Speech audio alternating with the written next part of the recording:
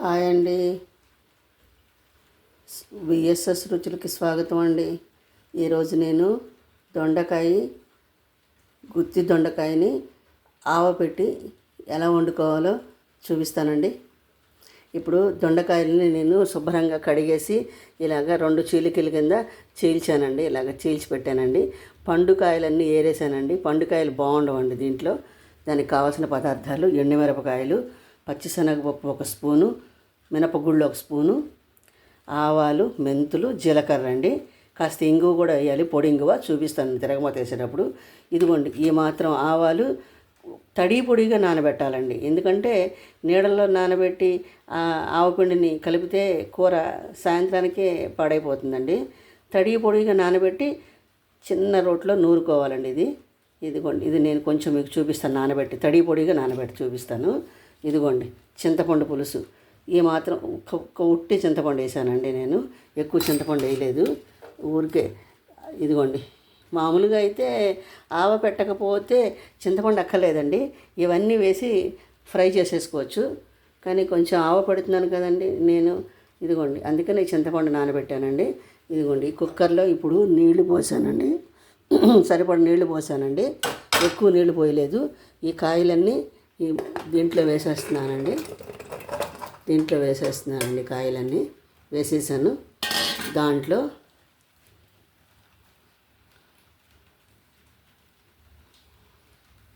ఇదిగోండి, 1 చిటికెడు పసుపు వేసానండి.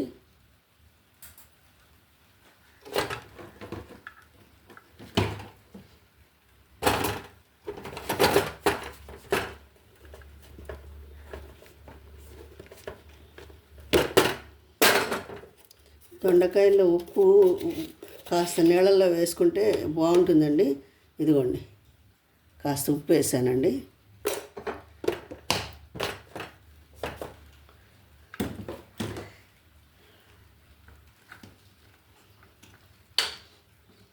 దొండకాయలు కొంచెం బిరుసుగా రావాలి అంటే కాస్త 1 చెంచా నూనె వేయాలండి. 1 స్పూను వేసాను ఆయిల్. ఇప్పుడు ఇవి ఉడికించి 3 విజిల్స్ వస్తే చాలండి. ఉడికించి తీసుకొస్తాను. స్టవ్ వెలిగించానండి. తిరగమాత వేసుకుందాం. తిరగమాత చూపిస్తానండి. తిరగమాత చల్లారి దాన్ని మనం మిక్సీలో పొడి చేసుకోవాలండి. మీకు చూపిస్తాను పొడి. ఎక్కువ అక్కర్లేదండి ఆయిల్ దీంట్లో, ఊరికే కొద్దిగా వేస్తే చాలు.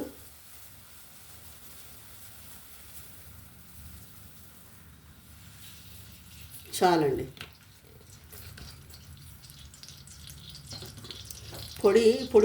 పొడిగా ఉండాలండి. అందుకనే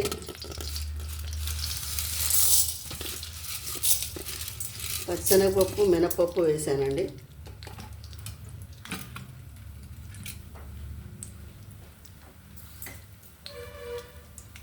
ఇదిగోండి, పొడిగా నానబెట్టానండి. చూడండి, ఆవాలు నానితే ఉబ్బుతాయండి. కనిపిస్తుందండి. ఇదిగోండి, ఆవాలు నానబెట్టానండి.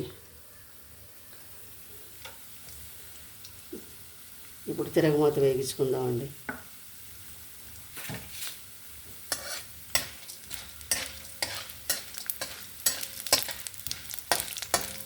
ఈ పప్పులు ఎక్కువ మిక్సీలో వేయకుండా కొంచెం బరకగా వేసుకుంటే పండు కింద తగులుతూ ఉంటే బాగుంటాయండి.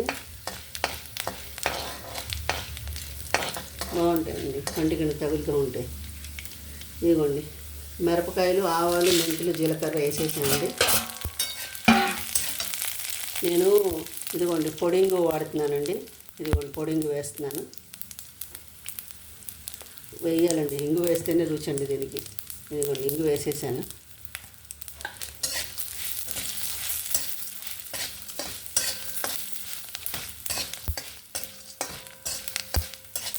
దీంట్లోనే కాస్త పసుపు, కాస్త ఉప్పు వేసేసి మిక్సీ పట్టేసి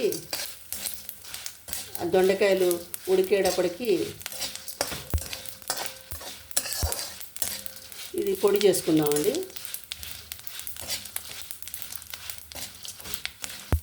ఈ పొడే రుచి అండి. కాస్త ఉప్పు వేస్తానండి. నేను రాళ్ళుప్పు వేసుకుంటున్నానండి. ఇదిగోండి ఉప్పు. చింతపండు వేస్తాం కదండి, ఈ మాత్రం పడుతుంది.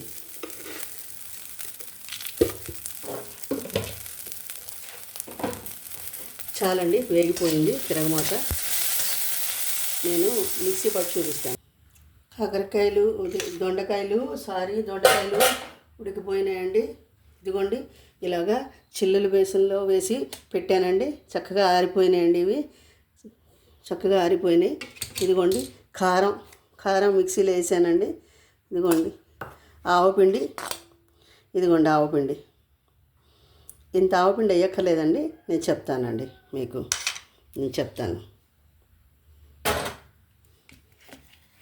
ఇదిగోండి స్టవ్ వెలిగించానండి.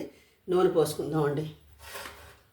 ఈ దొండకాయలు వేగడానికి కొంచెం నూనె ఎక్కువే పడుతుందండి. నేను సన్ఫ్లవర్ ఆయిల్ వేస్తున్నానండి. ఫ్రీడమ్ ఆయిల్ వాడతానండి నేను. మీ ఇష్టం, మీరు ఏ నూనె వేసుకున్నా పర్వాలేదు. కాకపోతే పల్లి నూనె వేసుకుంటే చాలా బాగుంటుందండి కూర. కానీ ఇప్పుడు పల్లి నూనె నేను వాడట్లేదండి.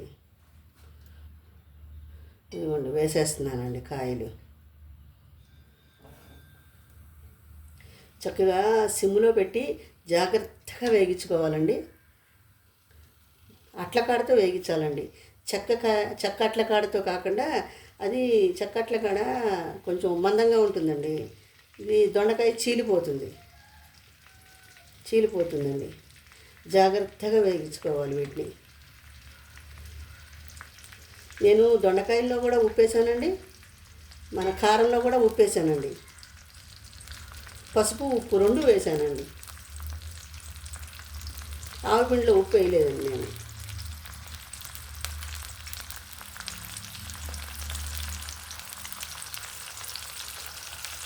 ఇవి వేగాలండి, చక్కగా వేగితే బాగుంటుంది.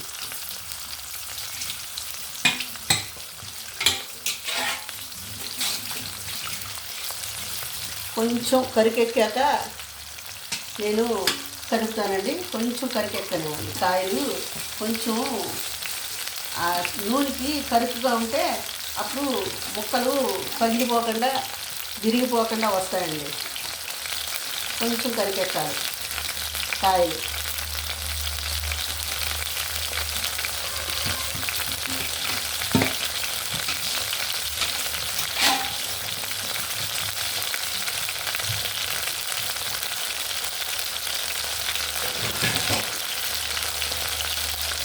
చూడండి ఎలా వేగుతున్నాయో. జాగ్రత్తగా కలపాలండి. ముక్క విరిగిపోతే రుచి బాగానే ఉంటుందండి, కాకపోతే కాయలాగా తినాలి కదండి. అందుకని ఇంగు వేసాము, దీంట్లో అన్నీ వేసాం కదండి. చక్కగా ఉంటుంది ఈ కర్రీ. మీరు కూడా ఒకసారి ట్రై చేయండి. నా ఛానల్ కూడా సపోర్ట్ చేయండి. చూడండి ఎలా వేడుకున్నాయి, బాగుంటుందండి. దీని మీద మూత పెట్టకూడదండి, ఎందుకంటే మూత పెడితే ఆవిరి చినుకులు మళ్ళీ దాంట్లోనే పడిపోతాయండి. మూత పెట్టకుండా అలాగా సిమ్లో పెట్టి వేగించుకోవాలి. మూత పెట్టకూడదండి. మూత పెడితే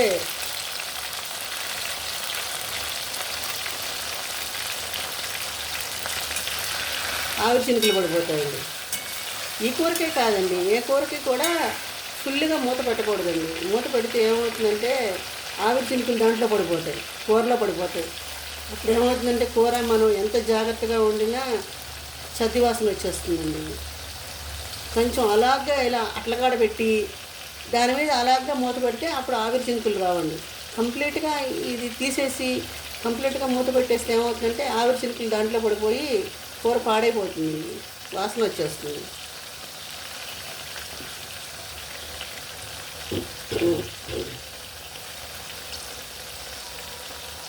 దొండకాయలు బాగా ఫ్రై అవ్వాలండి.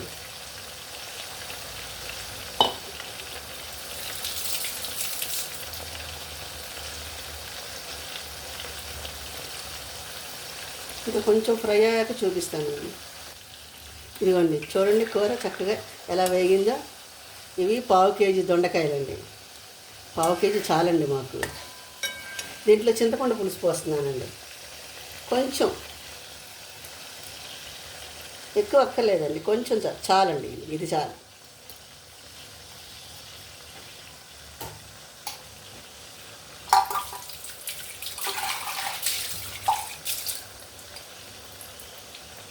చూడండి, ఇది కలపాలి ఇలాగా, కొంచెం కదిపితే చాలు.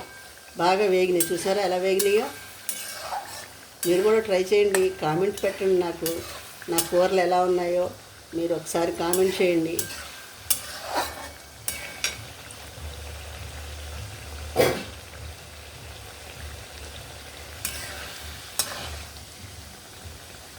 ఇంకా చాలా కూరలు ఉన్నాయండి, నేను మీకు అన్నీ చేసి చూపిస్తానండి, ప్రతిదీ చేసి చూపిస్తాను. చేయటానికి ప్రాబ్లం కాదండి, డైటింగ్లో ఉండటం మూలంగా ఇవన్నీ చేస్తుంటే చూస్తుంటేనే తినాలనిపిస్తుంది. చాలా టెంప్టింగ్గా ఉన్నాయండి కూరలు, అందువల్ల చేయటానికి భయం వేస్తుంది అంతే. చాలా టెంప్టింగ్గా ఉన్నాయండి కర్రీస్, చాలా బాగున్నాయి. సిమ్లో పెట్టి చక్కగా వేగించుకోవాలండి. వేగిపోయినాయండి, ఇంకా కొంచెం వేగితే బాగుంటాయండి పిల్లలకి. పెద్దవాళ్ళకంటే సరిపోతుంది ఈ వేపు, పిల్లలకి ఇంకా కొంచెం రోస్ట్గా ఉంటే తింటారు కదండి బాగా ఇష్టంగా. ఈ వేపు చాలండి మనకి, దట్ మీన్స్ పెద్దవాళ్ళకి ఈ వేపు చాలండి. ఇప్పుడు కారం వేసేస్తున్నానండి, కారం మొత్తం, ఈ కారం మొత్తం పడుతుందండి దీంట్లో, ఎందుకంటే ఆవ పెడతాం కదండి, ఈ కారం మొత్తం పీల్చేసుకుంటుంది ఆవ. ఈ కూర, ఆవ పెట్టిన కూర సాయంత్రానికి ఇంకా బాగుంటుందండి. సాయంత్రానికి అసలు ఇప్పుడు ఇంత నూనె ఉంది కదండి, ఇది దొండకాయల్లో కొంచెం నీళ్ళు వస్తాయి కదండి ఉడకబెట్టినవి, ఆ నీళ్లు కూడా ఎగిరిపోయినాయి, కానీ కొంచెం ఉంటాయి కదండి, ఎంత చేసినా ఉంటాయి, ఎంత మనం తీసేసిన నీళ్ళు కొంచెం ఉంటాయండి. అందుకనే ఇలాగ మీకు నూనెలా కనిపిస్తుంది, ఇదంతా నూనె కాదండి, ఇదంతా పీల్చేసుకుంటుందండి. కొంచెం సేపు అయితే ఏం ఉండదు దీంట్లో, ఉత్తి కర్రీ పొడిగా ఉంటుంది, బాగుంటుందండి. మీరు ఒకసారి ట్రై చేయండి, కారం పెట్టి, మినప్పప్పు కారం అంటారు దీన్ని. ఆవ, దొండకాయ, మినప్పప్పు కారం కూర అంటారు దీన్ని. మీరు కూడా ఒకసారి ట్రై చేయండి, నాకు కామెంట్ చేయండి. చల్లారిపోతే పొడిగా అయిపోతుందండి కూర. ఇదంతా నూనె కాదండి, చింతపండు నీళ్ళు,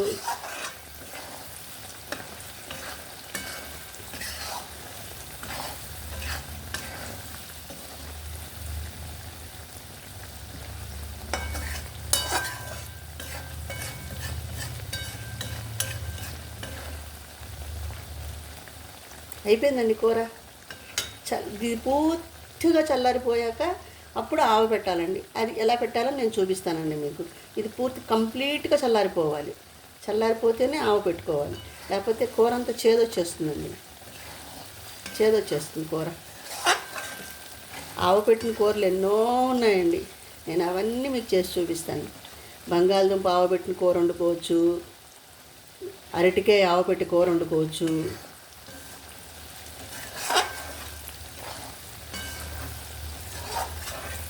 వంకాయ పులుసు ఆవపెట్టి వండుకోవచ్చు. నేను చూపిస్తానండి, అన్నీ చూపిస్తాను మీకు.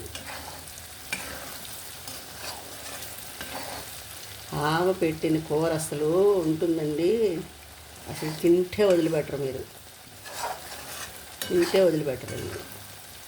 ఇవన్నీ పూర్వకాలం కూరలండి, ఇవన్నీ పూర్వకాలం అలా తినేవాళ్ళు, అలాగ పనులు చేసేవాళ్ళు. మనం తినలేము, పని చేయలేము. కూర అంతా ఉడికిపోయిందండి, ఇదంతా చల్లారిపోయేటప్పటికి మొత్తం పొడిగా అయిపోతుందండి.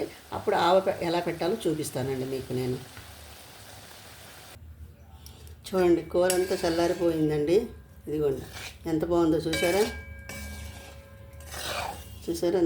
నూనె కాదండి అదంతా, నేను పోసిన నూనె ఇంతేనండి. ఇదిగోండి ఇప్పుడు ఈ ఆవపిండి దీంట్లో పట్టేస్తుందండి. ఇదిగోండి ఆవపిండి, ఇదిగోండి వేసేస్తున్నాను దీంట్లో ఆవు పిండి. ఇదే రుచి అండి, ఆవు పిండే రుచి అండి. ఇంకా పూర్తిగా చల్లారిపోయిన తర్వాత కలపాలండి ఆవు పిండి కలిపేసానండి. మీరు కూడా ఒకసారి ట్రై చేసి నా ఛానల్ని సపోర్ట్ చేయండి. నేను డివోషనల్ ఛానల్ కూడా పెట్టానండి, దాన్ని కూడా డిస్క్రిప్షన్ బాక్స్లో ఇస్తానండి. మీరు ఆ ఛానల్ కూడా సపోర్ట్ చేసి సబ్స్క్రైబ్ చేయండి. దొండకాయ ఆవ పెట్టిన కూర, మినపప్పు కారం ఆవ పెట్టిన కూర చాలా బాగుంటుందండి. దీన్ని మీకు సర్వింగ్ బౌల్లో తీసి చూపిస్తానండి. సర్వింగ్ బౌల్లో చూపిస్తానండి. ఇదిగోండి సర్వింగ్ బౌల్లో కూర. దీంట్లో కొత్తిమీర ఏం వేయకూడదండి, కరివేపాకు కొత్తిమీర దీంట్లో ఈ కూరలో వేయకూడదండి. ఇదిగోండి, మీరు కూడా ఒకసారి ట్రై చేయండి. నా ఛానల్ని సపోర్ట్ చేయండి, సబ్స్క్రైబ్ చేయండి. ఇంకా చాలా మంచి మంచి కూరలు చేసి మీకు చూపిస్తానండి.